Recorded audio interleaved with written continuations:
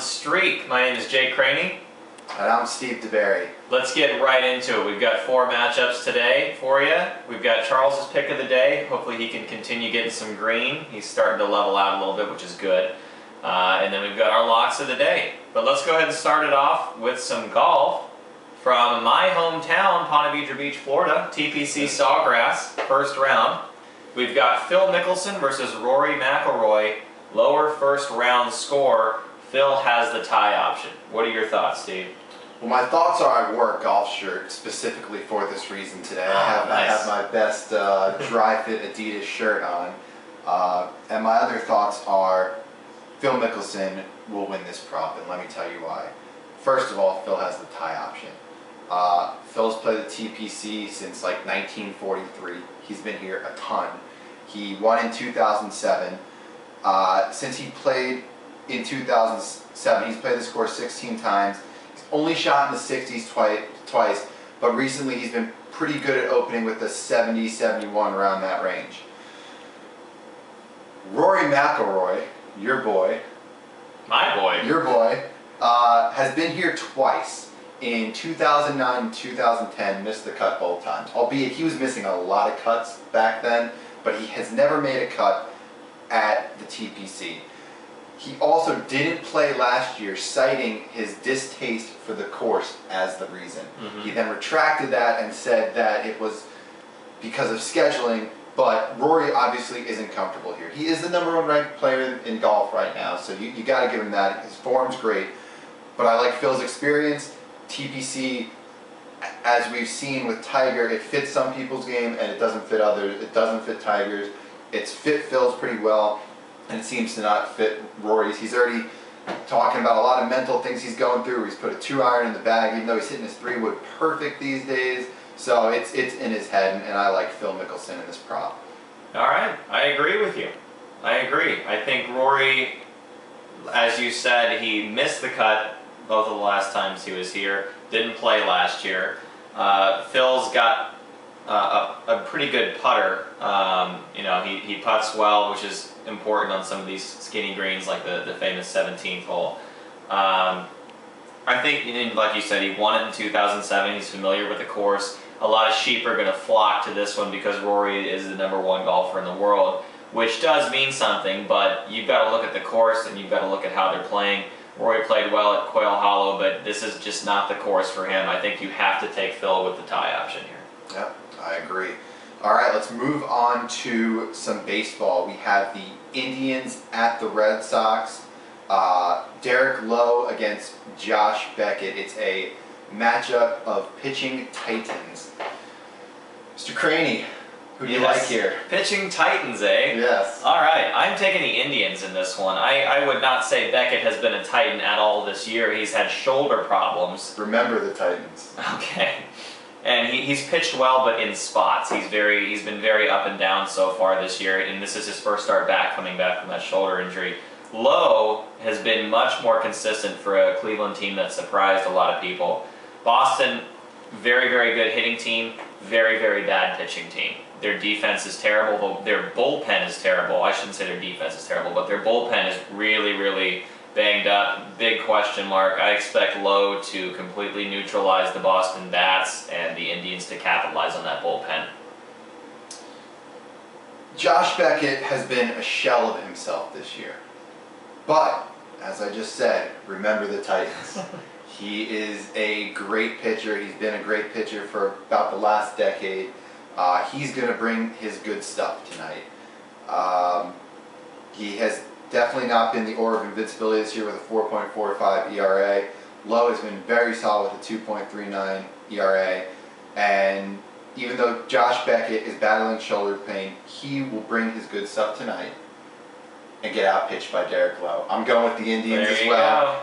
The Red Sox are 4-10 at home this year. The Indians are 9-3 on the road this year. I really like the Indians in this game with their ace, Derek Lowe. There you go. You don't expect Beckett to go that far into the game with shoulder problems, and the bullpen's just very weak. I'd say Indians. I think we both have pretty high confidence there.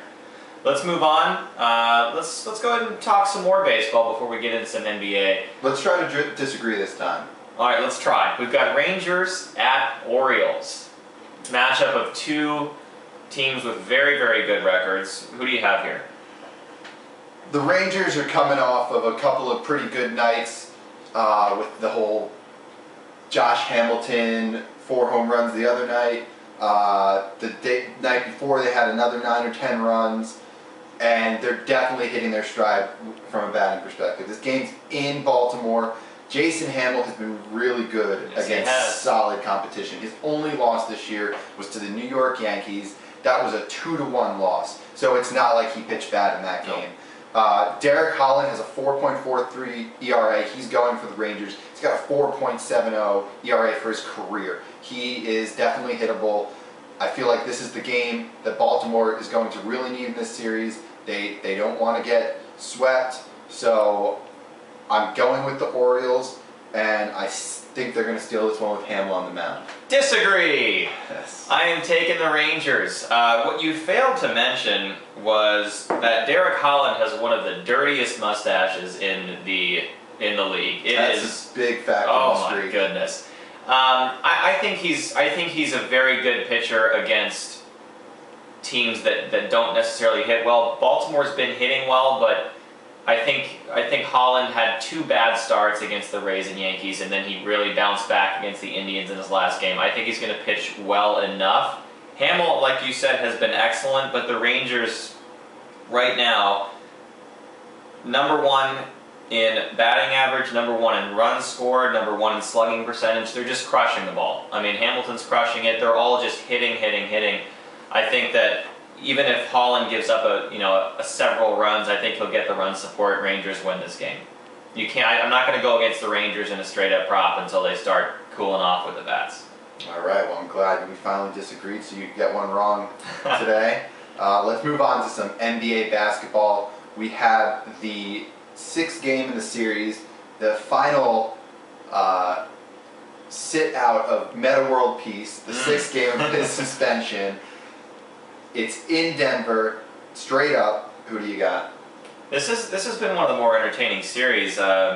You've got the Lakers, who basically are hot and cold. They've got kind of a diva mentality with Kobe taking like 32 shots last game. Bynum's running his mouth. He just doesn't seem very mature, even for his extreme talent ability. And then you've got the Nuggets, who are a bunch of good players, and they're really deep. They just don't have a star. So it's kind of the ultimate team versus like the talented but wishy-washy sort of team. And you gotta kind of have to root for the Nuggets.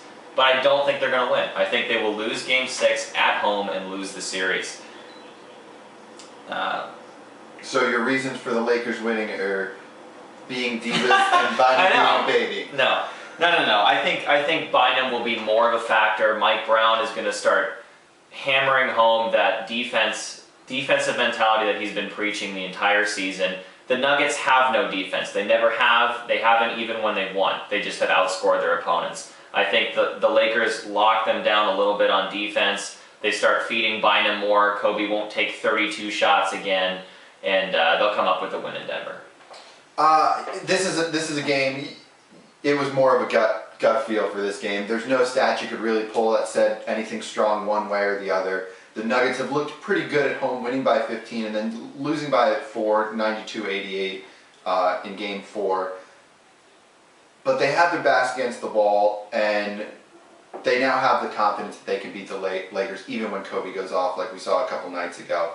Tonight, the Nuggets will be ready to play.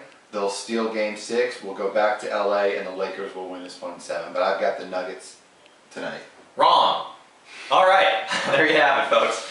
All right, let's take a quick break. We're going to be right back with Charles's pick of the day.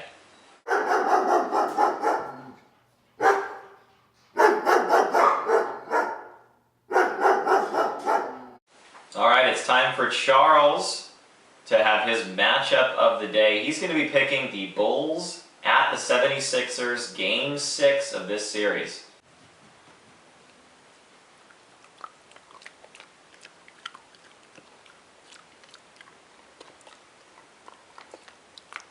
All right, thank you, Charles. We'll see if he can get some green there. We'll be right back with our locks of the day.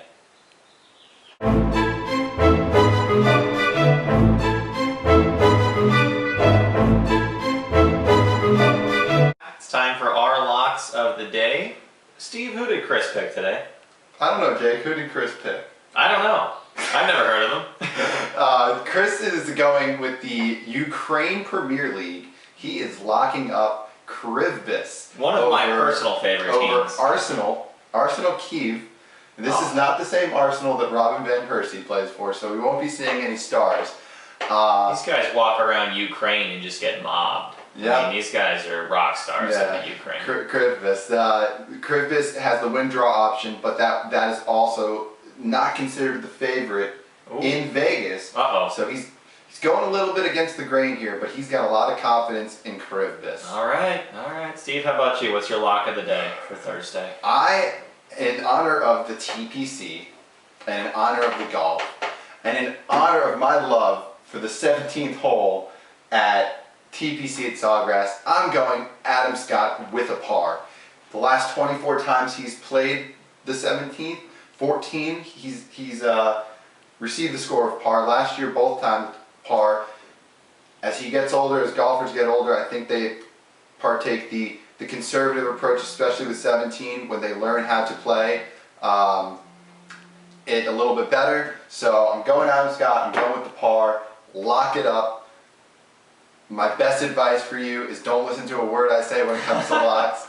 Give it a couple more weeks, I'll get it straight, but I'm locking up Adam Scott with the par. Adam Scott with the par. I had a tough time with my lock today. It's nothing really jumped out at me. It's saying like I have to pick this game. I'm going a little bit maybe against popular belief here as well. Not going Krivbis. That's way out there. I'm going to take the Rays to beat the Yankees. You got David Price against CC. CC has not been overly impressive to me. He's given up at least 2 runs in every start, while Price has been absolute monster. He does not give up home runs. He does not give up runs, period. I think Price pitches deep into this game and the Rays take this. Do you remember rule number 276 of the streak? No, what's that? It's don't bet on the Baltimore Orioles. That's true. Do you know what rule number 17 is on the streak? What's that? Don't bet against the Yankees. Ooh, I don't know, Steve. I've been betting against the Yankees a lot lately. And you've been swimming in a sea of rain.